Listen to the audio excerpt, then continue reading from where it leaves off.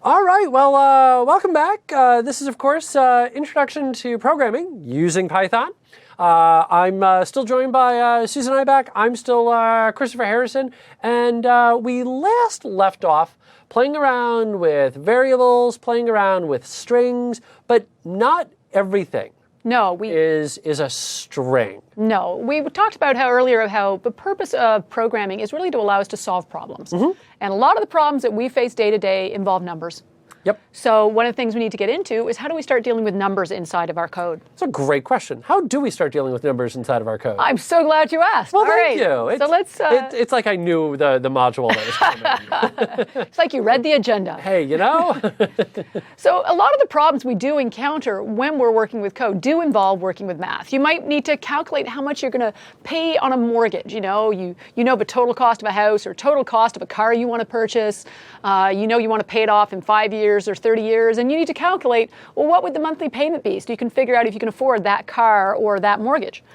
Or maybe you're trying to figure out how much something is going to cost when you add taxes. Because that's one of those fun things, in Canada, oh my gosh, it's great fun. Different provinces have different tax levels. There's a federal tax, there's a provincial tax. Some items are taxed, some aren't. How much should I leave someone as a tip at a restaurant? How much milk do I need to use in this recipe if I double the recipe? There's so many different scenarios where math is required to solve the problem. So there is going to be math today. So I'm afraid there is going to be math today. Okay. My apologies. But I promise we'll take a nice long break after the math, a nice meal break there, so that everybody can recover from the math. Okay, excellent. So it's very important that when we're working with our variables, that we can store numbers in the variables as well as strings. And if you actually take a look at the slide here, you'll notice it just says, I've got a variable called age, trying to stick with those meaningful variable names like we were talking about last module. And I've just set it to 42. Now, one of the things about this is how do you think, and I'm going to, maybe Christopher, I could hit you up for this one. How do you think Python knows that value age is a number and not a string? So if you look at the slide, what's different about that code? No quotes. Bingo. That is key. If you put quotes around 42, it is now a string that contains a 4 and a 2. Yep. But when you store a value but has no quotes around it, then if it's a numeric value, you're now basically creating a numeric variable. And you can print it out. You can store a width. You can store a height. You can do math with it. So you can multiply a width times a height. Now, a lot of the symbols you work with when you're doing math are very similar to what you normally work with. If you notice here, I could do addition and subtraction, but you might notice here that I've got, that wasn't quite what I meant to do. Sorry about that. Fix that. I meant to use the highlighter. That was my mistake. There we go. I do that constantly. Yeah, so you've got this asterisk symbol here between the words width and height.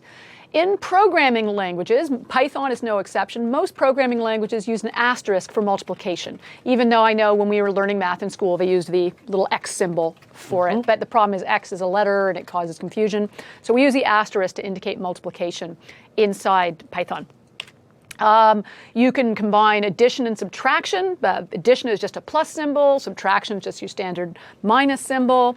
You can use parentheses to indicate the order of operations in your math. So I can calculate a perimeter by taking double the width and adding that to double the height. Or I could say double the width and the height added together. I mean, it's the same end result.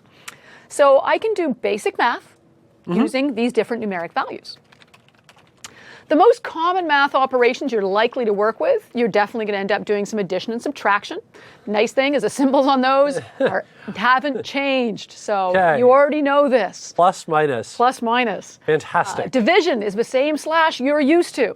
Multiplication is the one that's going to confuse you. Instead, it's an asterisk, not an X. If you want something to calculate a value, you want it squared, or you want it cubed, or to the power of something. The exponent is actually asterisk, asterisk. So that's one of the more confusing ones there, is the double asterisk. So if I take 5 and I want the number value of 5 squared, then it's going to be 5 asterisk, asterisk 2 gives me the squared value of 25. So that's 5 times 5. And here is the strangest one, modulo. You're going, what on earth is modulo and what does that percent symbol mean? That does not return, and it's important to realize that it is a percent symbol, but it's not a percentage. This is not going to take a value of 0.01 and say, oh, 0.01 would be 1%, and 0.25 would be 25%. That's not what this is doing at all. Yep. If actually, what I'm going to do for this one is I'm going to sort of flip up a little whiteboard here. I think that's the easiest way to do this. Whoops, not that slide, thank you. And if I go here and I give myself a little pen, except I don't want a red pen. I think we need a better color so we can see a little better. Nice red pen. I want you to think back to when you learned long division. And for a lot of us, this was a long time ago, and we rarely do long division anymore. Do we have to admit how long ago it was? No. Okay. I already explained I'm 29. Okay, So right, yes. it can't be that long ago that I learned long division. Right, because you're 29. That's right. Yes. So let's say I've got a number, I've got the number 5. And I want to, and apparently my fingers aren't as good at drawing as Christopher's, so I'm going to have to use a mouse here. So I've got the number 5, and I want to divide the number 43. I want to divide it by 5. Okay. And you think back to how we were taught to do this, you would say, well, 5 goes into 43 8 times. Okay. So we'd write the number 8 up here. Yep. And we go 8 times 5 equals 40, which leaves me a remainder of 3. Okay. Now, that remainder, if I can just get my little highlighter going, this remainder, that's what's returned by modulo. Okay. So modulo actually returns the remainder of a division. I could see that being very helpful if I'm looking for like striping or if I need to do something every like 5th time. I could see that being very helpful for things like that. Well, if you've ever been looked at a really big report, and when you look at a big report or sometimes even on an Excel spreadsheet, and you've got a lot of data displayed on the screen, have you ever noticed that sometimes some of the options for formatting your table allow you to highlight every second line? Well, the coder had to have some way of saying, how do I know I'm on the 2nd line, the 4th line, the 6th line? Modulo is a programmer's trick for detecting, do this every 2nd time, or do this every 3rd time, or do this every 4th time.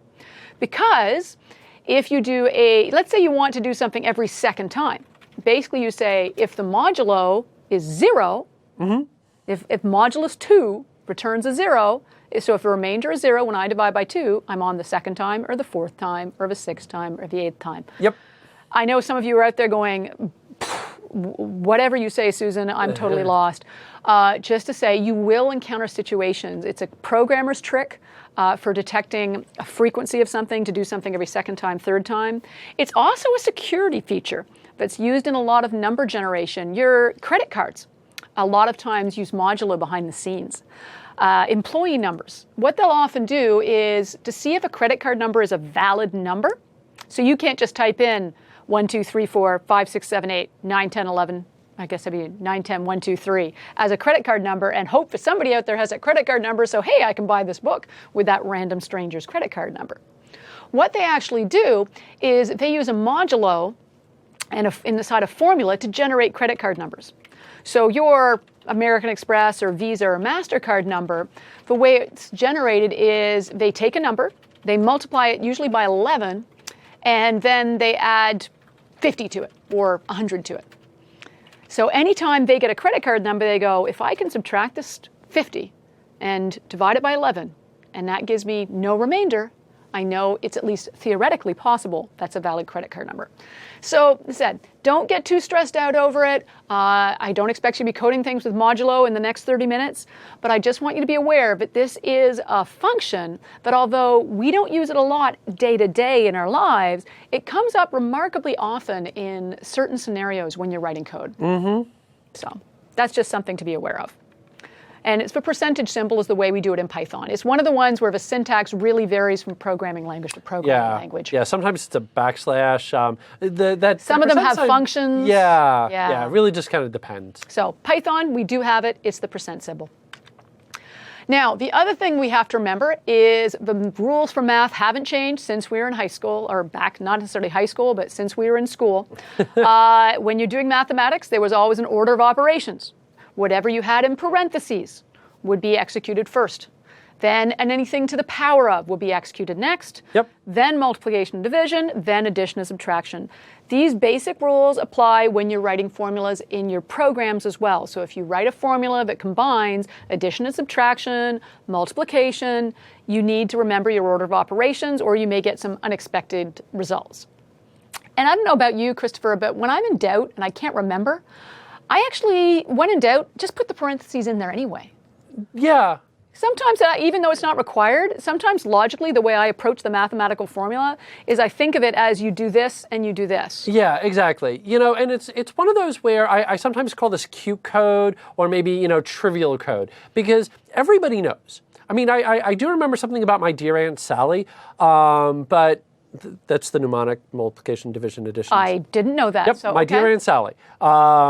So I remember that, but even then, it's like, okay, that's right. So this is, what I do remember, and what you, Susan, remember, and what everybody else remembers that's listening to me. Everybody remembers parentheses go first. So even if as you're typing it out, you know that the division is going to go before the subtraction or whatever it is that it happens to be, if you put parentheses around it, now what you've done is you've made it crystal clear and nobody else that's coming along and reading your code then has to remember that. Yeah, it comes back to that idea of making a code really easy to read. Exactly. And so that you can remember later, and it's as easy as possible to understand your code for somebody else. So when you have a really long formula, even though it might not be required to include the parentheses, you might include it for readability. So it's easier to follow what you're doing inside your code. So it doesn't hurt to have extra parentheses. But the good news is you don't have to learn any new math rules when you're writing math inside your code. They're the same rules you learned when you were in school. Yep. So how do we get a computer to do our math homework? Let me bring up Visual Studio here and get Visual Studio to do some math for me. So I've created a new project, and I'm going to declare a variable. Let's see, what am I going to do math on here? Let's work on calculating the area of an object. Okay. So, and initially, it's just going to be equal to 0. Okay. Because maybe there's some cool functions I'll want to use later. So we'll start off So just kind of tell it right away, hey, you're a number, kind of, all right, seed it. Yep. Exactly. So setting up a variable, telling Python it's a number by giving it a numeric value initially. And then I maybe have a height, and our height is 10, and a width, and the width of our object, maybe it's a rectangle, and the width is 20. And then I can say that area is therefore equal to width times height. If it's a rectangle, that'll be true. Of course, if it was a triangle, I'd have to then take that result and divide it by 2. Isn't that, I think, was half base height? I'm having a real hard time. Now I'm having to remember geometry as well. This is hurting my brain. So this is the, I better put in a comment here. Calculate the area of a triangle, because otherwise everyone else is going to go, why on earth is she dividing it by 2? And then I can just print that output onto the screen. Okay.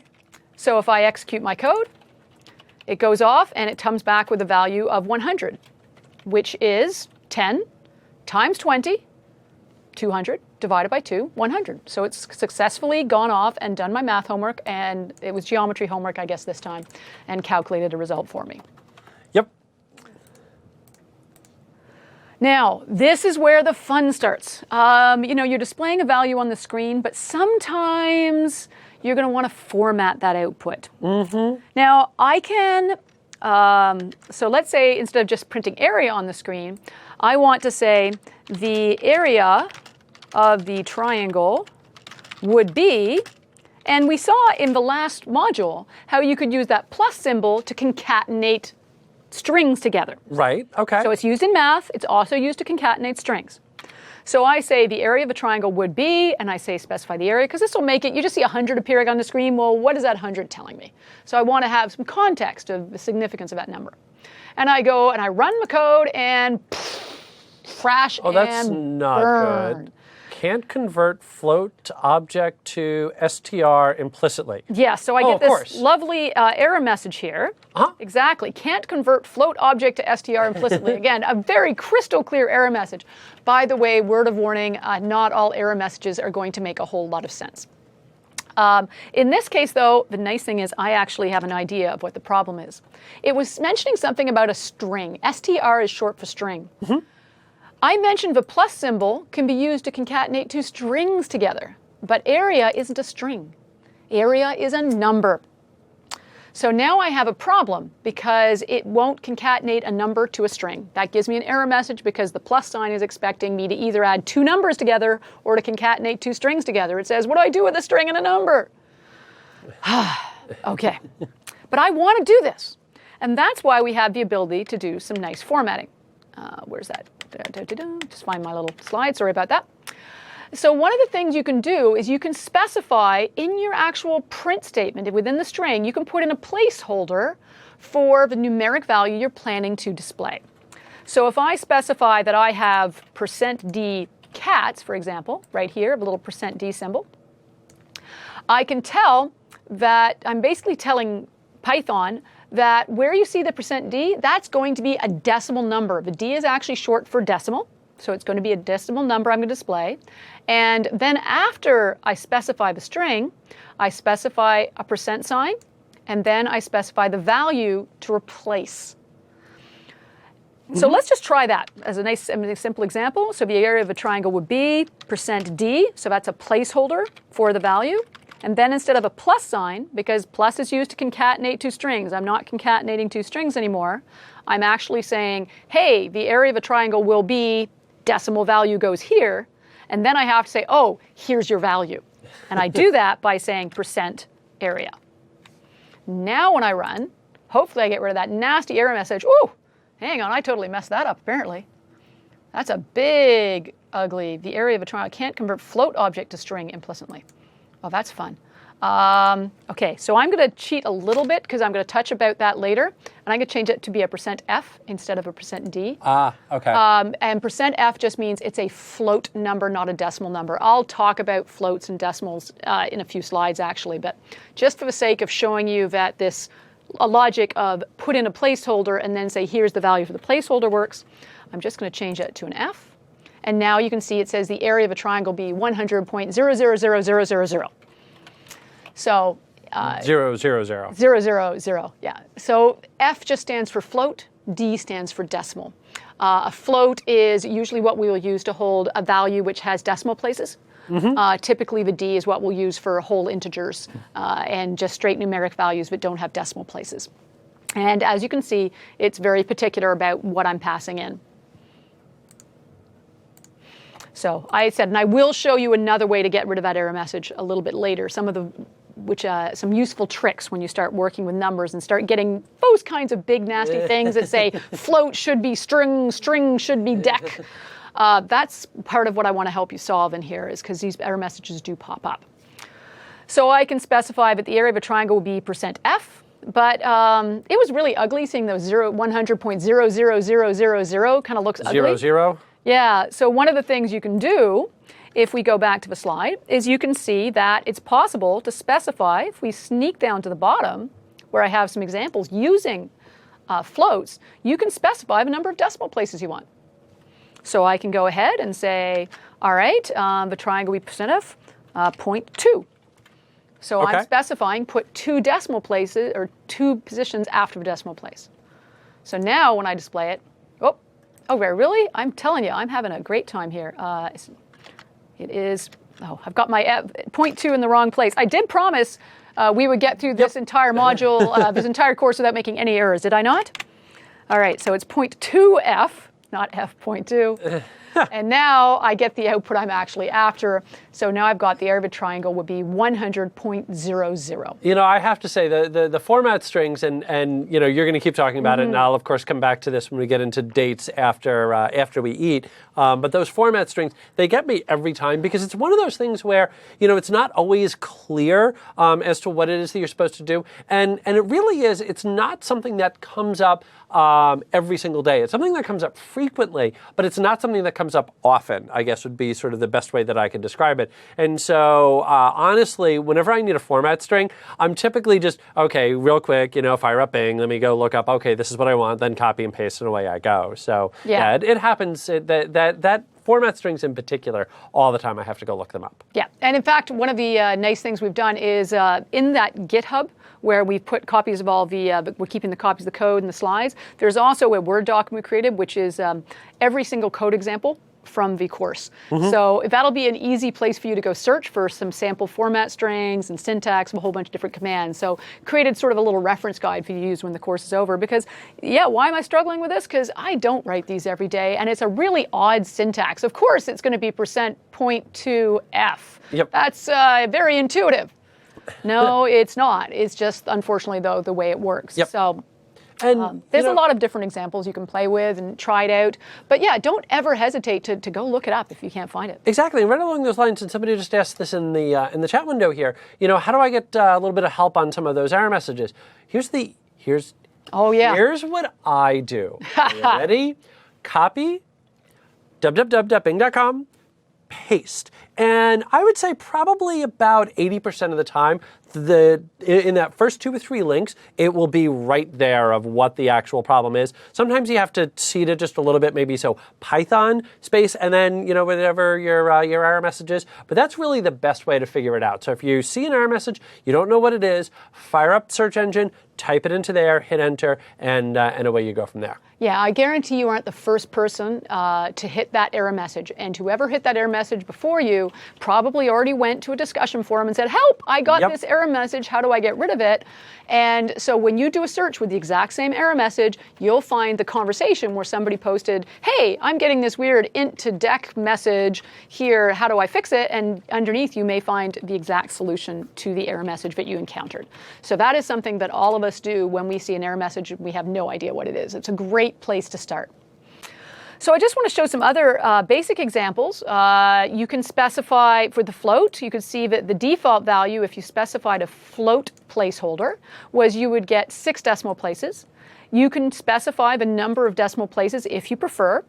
I do want to do an example with some decimals as well, because there's a couple of interesting syntaxes I like to play with in there as well.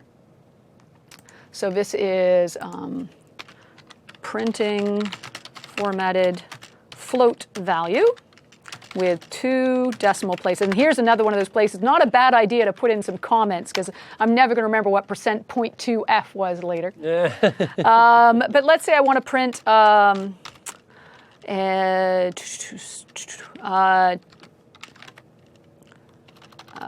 my favorite number is 42, my Hitchhiker's Guide to the Galaxy reference. Again, if I try and run this code as is, I'm going to get an error message because it sees a plus symbol. It either thinks I should be adding 2 numbers or concatenating 2 strings. You give it a number and a string, and it goes, I don't know what to do. What is 42 plus the letter A? So what I do is I put in a placeholder. Don't ask me to do hexadecimal. Yeah, %d, what is, and I specify a placeholder, and then I say the value for that placeholder is 42. So now when I run, it goes off and runs, says my favorite number is 42 successfully. In this case, it's a decimal value this time, not a float. And the reason for that is this time around, you didn't do math with it. You just simply said 42, here's the number, and away it went. You didn't do math with it. Yes, because I had done math with the numbers, it converted and it created a float value. Exactly. Good catch. Good point there, Christopher. Now, the other thing I can do is there is some syntax I can use to format that decimal number. I can specify that I would like the number to be 6 digits long, and hopefully I put it in the right place on the first try. And then what it'll do is it'll actually make 6 spaces, and the 42 appears at the end of the 6. Now, you look at that initially and go, well, that's hideous. Why would you display it that way? But there are times inside reports and things where you sort of want numbers to be right justified. Yeah. A lot of times with monetary values. I'll find, you $1.25, and then some values are, if you're displaying 8 different lines, and every line looks the same but has a different price, having the price always take 10 characters, so it's always pushed to the right, just looks tidy. Easier to read, yeah. Yeah, so it's being nice to your user. A lot of times we think of numeric numbers as being right justified. So being able to specify a fixed width for a number, regardless of how many digits it has, just can make for a nicer formatted output. Great for those of you who are detail-oriented in terms of how you display information to someone else. Another one that comes up occasionally with numbers is the ability to insert a 0. So some people prefer to show leading zeros rather than spaces when they have a fixed width. So if you just insert a 0 there, 06D, then what I get back is it takes up a total of 6 digits to display the number 42, but instead of putting spaces in front of it to fill it out to 6, it now uses zeros to fill out that extra space. So I've got some interesting options here, and I'm just going to add a little comment here. Printing the formatted decimal number with right justified to take up 6 spaces with leading zeros. So that's what that %060 is. And again, are you going to memorize this? No, you're not going to memorize this. It's going to be a pop quiz tomorrow. You're going to be able to look this up when you need it. I'm glad there's no pop quiz. Don't scare us. No pop quizzes, I promise. You had me nervous for a second there. Now, that's one way of doing formatting in Python, but we saw even in some of our first modules when we were just learning how to print things on the screen, there's often more than one way to do it. And it turns out, this was how you did in the earlier versions of Python, this was how you would format values, but in the more recent editions of Python, they've given us another way to print and format numeric values. And I just want to expose you to both the methods for a couple of reasons. One, you can use the one that you like and makes more sense to you. And the other reason is because when you're going off and doing searches and you're going, oh, how do I display a decimal number again? Some of the answers you see are going to use this format, and some of them are going to use the other format. So at least this way you've been exposed to both methods, so when you see a code example that uses one method or the other, you'll go, oh, that's right, I remember seeing this. Because you might get in the habit of doing it one way, and then one day you find a code example that does it the other way. So at least you'll have some idea of what's going on, even if you don't remember the exact syntax and have to look it up. So the other way of doing it, you still use a print statement to print a value on the screen, and you still have the concept of including a placeholder. So I specify, but my placeholder, the syntax is a little bit different. I have this placeholder 0:D. Okay, now what's nice about this is if you look at the D, 3D, 03D, F, 2F, that looks the same as it did on the previous slide. Okay. So I can specify it's a placeholder for a decimal. It's a placeholder for decimal, and I want a minimum width of 3 characters. And it'll fill with white space if I don't have at least 3 characters. I can specify 03D, which means I want a minimum width of 3 and lead it with zeros if it's not at least 3 digits long. I can specify it's a placeholder for a float. I can specify it's a placeholder for a float and not use the default number of decimal places, which is 6, and say I want 2 decimal places, not 6. What's different is this curly brace syntax. So instead of a %, I have curly braces. And the other thing that is also different here, if we just pick a slightly different color, is this 0 and colon, which I have everywhere. Very similar to .NET. There's a couple of people that have mentioned, very similar to .NET there. Yes, definitely some similarities. This is more consistent with other programming languages, which is nice because it means when you go to another programming language, you don't have to relearn it. Exactly. So what the 0 is indicating is if you have, when you're going to pass it the value to display. So in this case, the number 6 is actually the number I want to display on the screen. I want you to give a flashback now to the last module when Christopher was talking. And he was doing things like, let's say I had a list of values. Number 6, number 8, number 9. We were counting strings earlier. And you had the word world, or you had a word. And we were searching, and you said, oh, the letter W is in position 0. The letter 0 is in position 1. The letter R is in position 2, and the letter D is in position 3. So counting starts with 0. Counting starts with 0. Well, when you're specifying a string to display on the screen, you might have more than one number to show in that string. You might be showing the whole formula. The result of the calculation, width 6 times height 8, equals an area of 48. So now you have 3 different numbers you want to show in that string. So when you're using this syntax, you might have 3 numeric values you have to pass in. So if we flip back to our slide for a second here, so maybe I pass it a 6, an 8, and a 9 of the 3 numbers I want to display. 6 is in position 0, 8 is in position 1, and 9 is in position 2. Okay. That's where this 0 thing comes in. I'm specifying when you get the results over here, this 6, this is the first number I'm passing in. The first thing in a list is in position 0. So I'm saying take the first argument, position 0, plunk it in as this placeholder. Okay. Confusing syntax? Yes. But actually quite powerful because it allows me to specify as many numbers as I want. So if I had another argument, it would be curly brace 1:d. Yep. And the next argument would be curly brace 2:d. And that's how it accesses each of the different numeric values to include them all in the string. So a little bit different. I'll just flip over to Visual Studio and do a couple of examples with this format so you can see how it works. So, and then let's do the same thing with the .format syntax to include numbers in, numbers, almost typed bears, num-bears in our output. Hooray, bears. Yep. And what we're going to do and apparently I'm starting to, it's a good thing we're getting close to mealtime, the typos are increasing. I think my blood sugar is dropping. So what I'm going to do is I'm going to say print the area of the triangle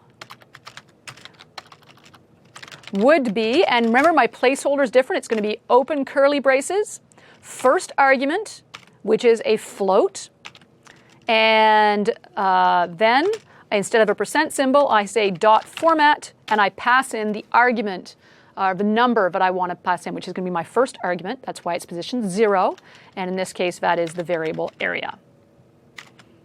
All right, let's make sure that works. So there we go. The area of the triangle would be 100.0000000. 0, 0, Right, 0. all my extra zeros because Yes. it's a nice float number there. Awesome. And if I want to do something with decimals, I would simply say my favorite number is, and my placeholder is simply open curly brace.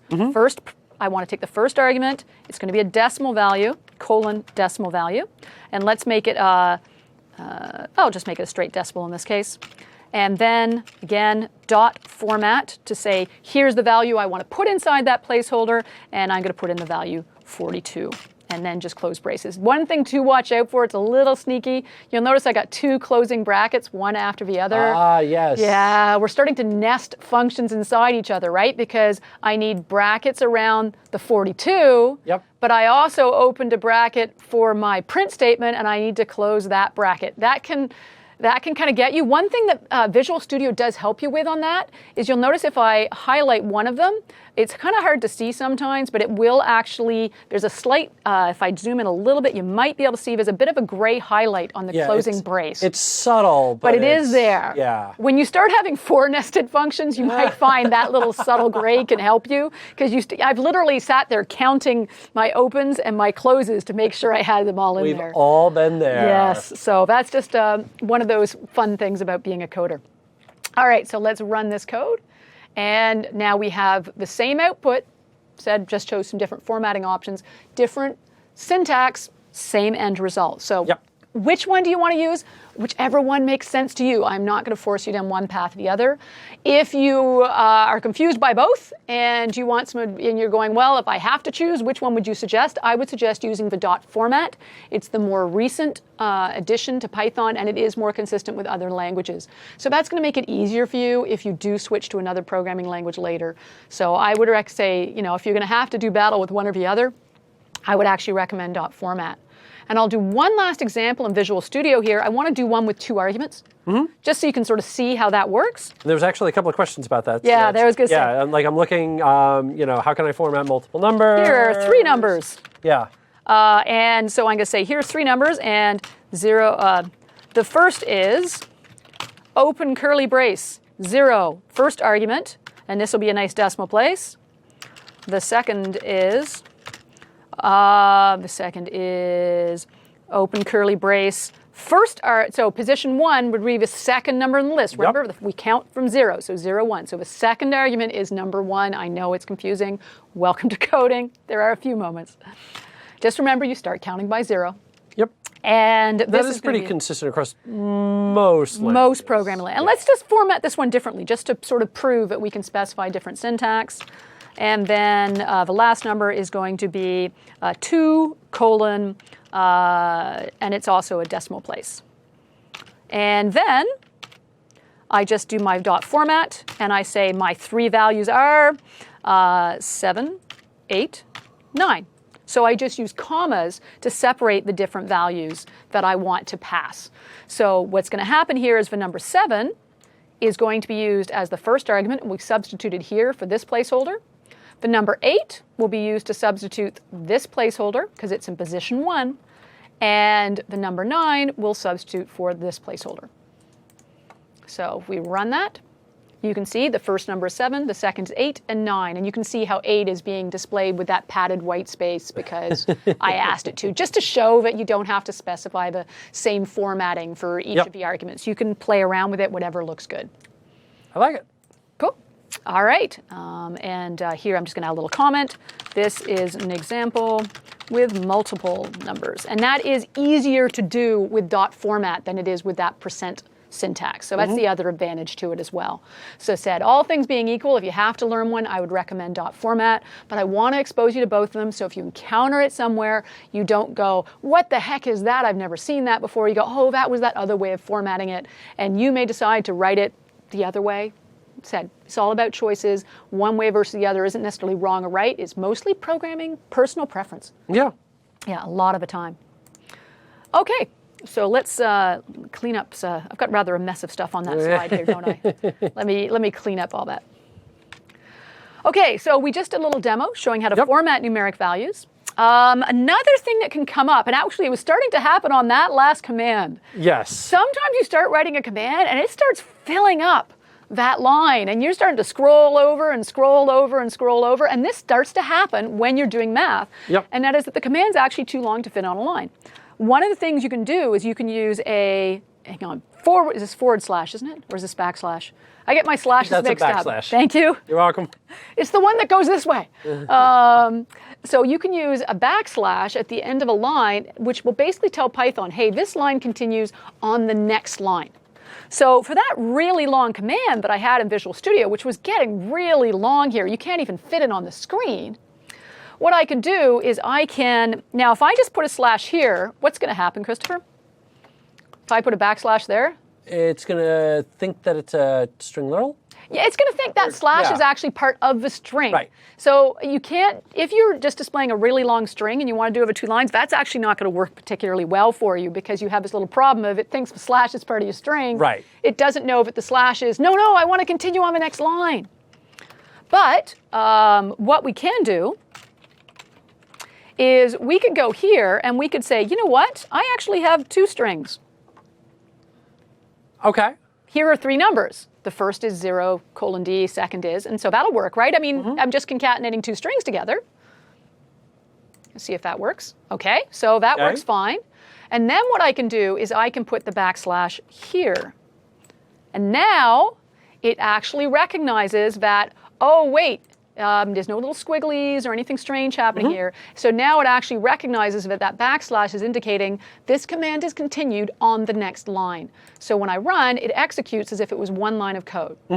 One very important thing I want to point out here in this code, though, and that is right here, is you have some space here.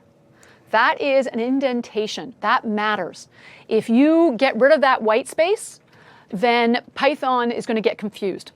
That indentation of the second line is how Python points out that, oh, this is part of the previous line of code. So indenting is very significant in Python, and in this case, it's that indentation that's part of the syntax to show this is part of the previous command and not a command unto itself. So that's really important, and you need to watch out for that. Don't delete those spaces.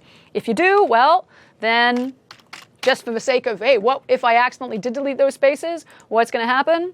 Well, hey, I take it back, and this one it worked. It is going to work, but it really is. It's about that readability. You know, that one of the problems if we bring up the code again here, you know, that if you get rid of the tab. Yeah. If you do that. Yeah, I mean, if I go in and I look at that, there isn't anything that indicates to me that it's on the same line or that it's part of the previous line. But if you have that tab, that tab is sort of an indication that it's It's associated with the previous corresponded line. with the Yeah. prior line. Exactly. Yeah, There- it's about readability there. Yeah, there are a lot of commands in Python where the indenting, if you take it out, will actually change the behavior of your code. In this case, it's being forgiving. It's saying, I'll forgive you if you get rid of it here. Yeah. But said there are other situations in Python where if you actually get rid of that indentation, it will actually execute a different way. Execute a different way. Awesome. So we have the ability to continue a line. We have the ability to display numbers and strings intermingled. So we're starting to get some fairly complex code here. Yeah. Yeah. Now, something else we sometimes want to do is maybe we want a user to enter some numbers. Okay. So I'm going to go, and this is getting to be a bit crowded on here. So I'm actually going to do something that may throw you off a bit. So what I'm going to do is I'm going to go to this window in Visual Studio called Solution Explorer, which you probably have open on the right-hand side of your screen.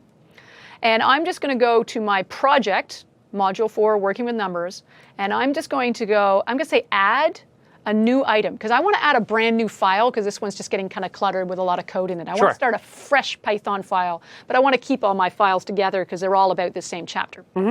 So I'm going to go add new item, and I say add an empty Python file, thank you. This is going to be my ask user for input. Choose add. And now I actually have two files inside my project. And I can go back and forth between them by selecting the one I want to work on inside the Solution Explorer, or once I've opened them, there'll be tabs open at the top of the screen I can use to move back and forth. So what I'd like to do is ask a user for a value. I'm going to ask, let's see, salary equals input. Please enter your salary, right? Because we learned how to use the input statement to accept values from a user. And then we're going to have a bonus that you're going to receive for the year for your amazing work this year, Christopher. You're getting a big bonus. Woohoo! Please enter your bonus. And this is an awesome company because you get to type in your own bonus. Wow. I want to work at companies like that. I need that. Yeah. And then I'm going to say, then I'm going to have paycheck equals, or paycheck amount equals salary plus bonus. Make sense? Right? Huh? Your salary plus your bonus would be your total paycheck amount. And then I'm going to say, I'm going to print your paycheck amount.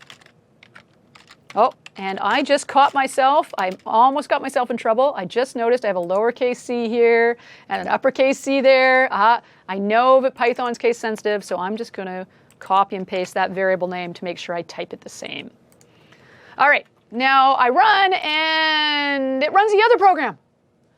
Oh, that's not what we wanted. That's not what I wanted. I created another file. I want to run my new file. Well, that's because when you have more than one file inside a project, there's always one which will run by default. Doesn't know which one to run. Yeah, it doesn't know which one to run. So it's still running the old one because it's still there. Now I can go here and I can say, start it. So I can run it by right-clicking on it and saying start without or start with debugging, and it will run my code. The other option is if you're going to be running it frequently, you can also right-click on that file and you can say set as startup file. And that'll change which one runs by default when you just press the F5 key or press the play button. I like doing that because usually I'm working on one file at a time and I just want it to run that one all the time while I'm testing. So I prefer to change the startup file option. So if we go back to Visual Studio, I right-click, I have set this as a startup file, so I right-clicked and chose Set Up Startup File. And now when I run, and I just realized I should have a space there, it'll be nicely formatted, it says, please enter your salary. Okay. All right, so I'm sure your salary must be at least $500, Christopher. I think so. And your bonus this year is going to be a whopping $75. All right. All right. That's not bad. And then it comes back and says my total paycheck amount will be $50,075. Not for nothing. I kind of like that. I like that. That's new math. I like that math. That math worked out really well for me. Yeah, and this is one of those things where you go, whoa, wait a second, what just happened here? How can 500 plus 75? Shouldn't that be 575? You would think. Yes. Right. What I'm going to do here is I'm actually going to try and show you what's doing. I'm actually going to try debugging. We haven't seen the debugger yet, but this is there will be times when you're going to need to see what's going on inside the code where you're going, well, why? My code ran, it didn't give me an error message, but the result's totally off. So you might want to see what's happening. One of the neat things you can do in Visual Studio is you can actually execute your code step by step. And as you go through the code, all those great variables you've set up, you can see what's inside the variables. And that's really powerful when you're trying to figure out what went wrong. So let's go back to Visual Studio. And I'm going to click in the margin here. And see that little red dot that appears in the corner? When I do that, that little red dot makes a breakpoint. So I can put it on different lines of code. I can make multiple breakpoints, and I can get rid of them just by clicking on them again. And when you put a breakpoint in the code, then you're telling Python, hey, or you're telling Visual Studio, hey, when this code runs and you get here, stop. I want to look around and see what the heck is going on. So I've got a breakpoint on the very first line of code because I don't know where it's blowing up. And I say, run. And it flashes on the screen. You're like, hey, where's my screen? Ah, there's a hint over here in the corner. Let's go scroll over a little bit here. Try not to make you dizzy. See the little yellow arrow that we've got there? That yellow arrow on the red circle indicates you're about to execute this line of code. So what the debugger has done is said, you put a breakpoint here. You told me to stop when I got here. Well, I'm here. I've stopped. What do you want to do next? Oops, I did wrong control button. So when I have that breakpoint, whoops, wrong one. Apologies. I just hit the wrong function key there for a second there. Other file. Oh, file's running too. Okay, let's try this again. Run. Okay, so now here I am again. I'm at that first line of code it's about to execute. Now the neat thing is, when you hover over different points inside the code, it actually sort of shows you some of what's going on. It gives you like hints as to what's happening. But it hasn't executed any code yet, so there's nothing really to look at. So what I'm going to do is I want to execute the next line of code. Over here in the top right corner, you're going to see 3 buttons. Step into is the one you want to play with. Step into means execute the next line of code. Okay. So let's just stick with that one button. Just execute one line and go back. Sure. So I'm going to hit that step button, and now it executes. Oh, and of course, it's asking me for a value because, of course, that command was ask the user for a salary. I make $500. $500. I hit enter, and I'm back in the code again. Okay. And the little yellow arrow here has moved to the next line because it's saying, I'm about to execute this line of code. Anything you want to look at? So what's neat is I can actually hover over salary. I'm noticing something funny there. Yeah. I'm noticing the single quotes. Single quotes means string. Bingo, yes. Remember we talked earlier when we first created our first numeric variable, we said when we said age equals 42, how does it know it's a number, not a string? Yep. No quotes. Right. Okay. So it's seeing that as a string. Because that's right, because input returns a string. That's where things are going wrong. That's right. The input function returns a string. So what it ends up with is it ends up with a string value for salary, a string value for bonus, and suddenly when you say salary plus bonus, it's seeing string plus string. That means concatenate them together and you get 50,075. Oops, not what we had in mind. So we can see, thanks to the debugger, we can actually see that, oh, we have a number that's being treated like a string. That's not what we want. It's not what we want. So what we need to do now is we're quickly going to go here, and we got this weird result that happened because it was basically treating it as strings. It was as if we had typed in a salary of 500 with quotes around it and a bonus of 75 and got these strange concatenated strings. So what we have to do is we have to somehow convince it that when it gets that result from the input statement to treat it as a number. Right. And the way we do that is there are functions that will convert from one data type to another. Okay. And just kind of looking at that, those functions seem to match the data types that we want. So if I want an integer, I would just use int. If I want a floating, I would use float.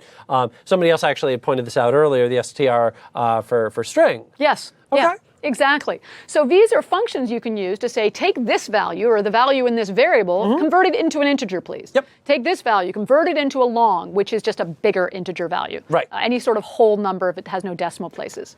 Float converts it to a number with decimals, and string will take a number and switch it into a string. Yeah. And actually, there's a couple of people that have pointed out that when it comes to doing something like this, this is something you run into constantly across all the time. languages. Because anytime that I put together a text box box, or we're doing command line, that by default, it's going to treat it as a string. Yes. So that's what you've got back. Now you're going to try and do math with it. Well, now you've got that problem. Now, the way that you're going to do the conversions will vary, but the fact that you have to do them, the fact that it's coming in as a string, that's consistent across all languages. And and you bring up the point of, like, if you decide to start building websites or forms where users enter data, you made an awesome point. That's right. Typically, when a user enters a value in a text box and you ask for the value of the user typed in, it's going to give you a string. So you're going to have to convert it to a number to do your math. So this is such a common scenario. It's annoying. And you know how we usually find out we have to do it? We run it, we get the error message, and go, oh, yeah, I got to convert that, don't I? Yep. So all I have to do in my code, in this case, is I need to say, take the value inside, let's do a float here. Let's take the salary, convert it to a float. Let's take the bonus, convert it to a float. And now it should be taking a numeric value. It takes a string, converts it to a number, takes the other string, converts it to a number. So now I'm adding two numbers instead of two strings. So fingers crossed. Oh, hang on, I was still in the middle. I just did the editing while the code was running. Let's get rid of that breakpoint. I don't want that anymore. I just want to run my code. Please enter my salary, 500. Bonus, 75. 575. Success. So, but I liked the old math. You liked the other math, did you? The old math worked out better. Christopher would prefer it if we left that bug in the system. But just imagine the disaster it would be at a company. And it's the kind of thing, you might have had it in your code. It was off printing paychecks, and everybody's going, wow, this is great. Everybody at the company is really, really happy. Just because you forgot to convert a data type. Yeah, So it's important to test your code, is what I'm saying. Make sure the output is what you think it should be. Just because it runs doesn't necessarily mean it's doing what it's supposed to. Yep. Always take the time to say, well, if I type in this, does it give me what I think it should give me back? Always test it. Always test your code. It's not just knowing it runs doesn't mean it's doing what it's supposed to. It's really important to test. Yep. So in our case, to fix our code, we have used converted to a float, instead of just adding salary and bonus, and now we're adding two numbers instead of two strings. Perfect. Now, I do want to bring up a little situation of, Christopher, what would you think would happen if somebody typed in a salary of Bob?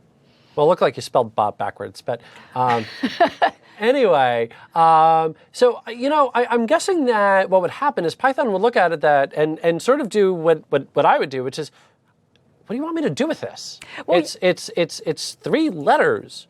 Exactly. So if we go look at the slide here, if somebody types in, I'm going to bring up the highlighter here quickly. So we've asked somebody to enter a value for salary.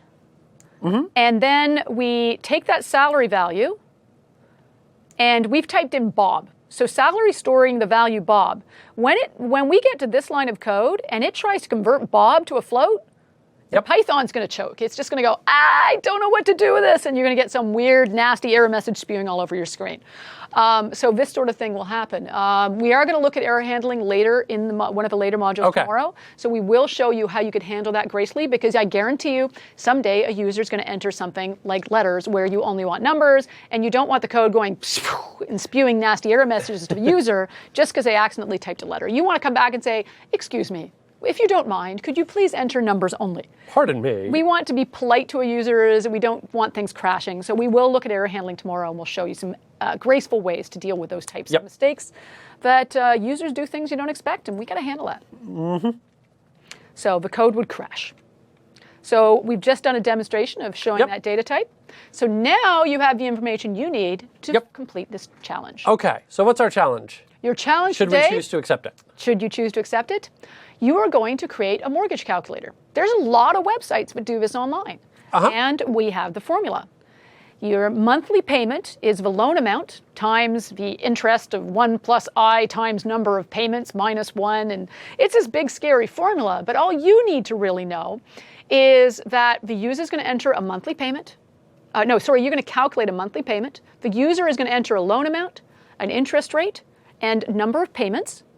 And with that information, using the formula here, you're going to be able to return to them what their monthly payment would be. So that's your challenge, a very real-world problem. But hey, you may find yourself using this code to calculate how much you can afford to buy that car or that house. Absolutely. Absolutely. Fantastic. So congratulations. You guys have now got the ability to solve mathematical problems using your code. Start working with the numbers. Excellent. Well, I don't know about you, but I'm kind of hungry. You guys have been doing well. You've held up so well being here this long. You rock. Now, the good news is we've gotten through the long part of a day. After lunch is the shorter part of a day. We got through 4 this morning. We're only doing 3 this afternoon. Yep. So what do you say we take a break for a meal? I like it. Yep. And we'll be back in about an hour. So we'll see you guys back here in about 60 minutes. 60, about an hour. See you soon. We'll see you then.